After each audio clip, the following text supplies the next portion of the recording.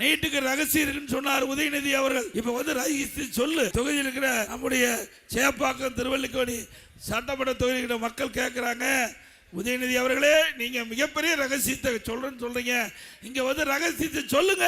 தங்கமலை ரகசியம்னு ஒரு படம் இருக்கு. ராஜாவுக்கு காது பெருசா இருக்கும். அப்போ அவருக்கு வந்து சிகை அலங்காரம் செய்ய ஒருவர் போய் சிகை அலங்காரம் செய்யும் போது அந்த காதை பார்த்துருவார். பார்த்து பதிஞ்சு போய் என்ன செய்வது என்று அறியாம மனைவிட்டு போய் இப்படி ராஜா காது கழுத காதுன்னு சொல்லுவார். உடனே அவர் மனைவி வயிறு வீங்கி போய் அப்புறம் அதை எப்படி வெளியே சொல்லி ஆகணும், உயிருக்கு போராடிட்டு இருக்காங்க.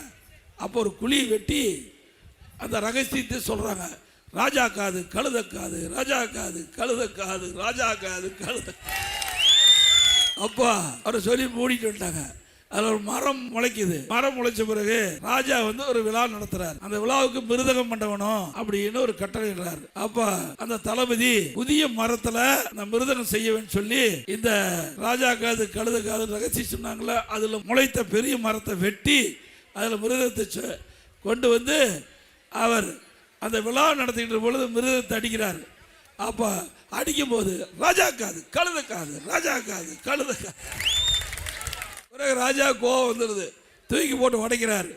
அப்படியே தெரிச்சோடி எல்லா உதிரிப்பாங்களும் அதில் இருக்கிற அந்த தவுல் இருக்கிற உதிரிப்பாங்கெல்லாம் ராஜா காது கழுத காது, ராஜா காதுகளை குதிச்சு குதிச்சு பேசுது. துணை முதலமைச்சர் இந்த பகுதியில் ஒரு ரகசியத்தை சொல்லிட்டு போய் ரகசியத்தை இதுவரைக்கும் வெளியிடல, வெளியிட்டா அந்த கதை மாதிரி ஆயிருமோ என்று அச்சம் அவருக்கு இருக்குன்னு நினைக்கிறேன்.